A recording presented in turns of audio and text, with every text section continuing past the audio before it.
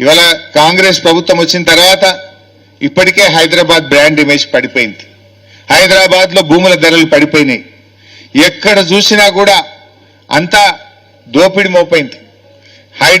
హైడ్రా ముసుగులో దోపిడి, మూసీ ప్రాజెక్టు ముసుగులో దోపిడి, ఫ్యూచర్ సిటీ పేరిట దోపిడి, సెంట్రల్ యూనివర్సిటీ పేరిట దోపిడి, ఏది చూసినా దోపిడే.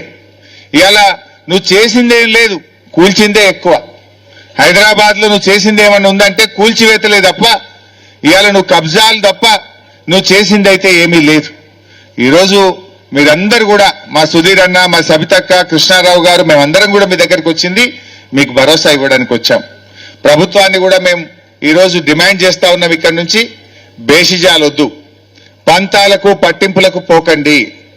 ఈ ఎంపీఆర్ అపార్ట్మెంట్ లో ఉండే వాళ్ళకి ఇచ్చిన నోటీసులను బేషరతుగా ఉపసంహరించుకోవాలని ఈ ప్రభుత్వాన్ని మేము డిమాండ్ చేస్తా ఉన్నాం. మీరు పంతాలు పట్టింపులు కాదు, ప్రజలు ముఖ్యం, ఈ రాష్ట్రం ముఖ్యం, ఈ హైదరాబాద్ నగరం ముఖ్యం.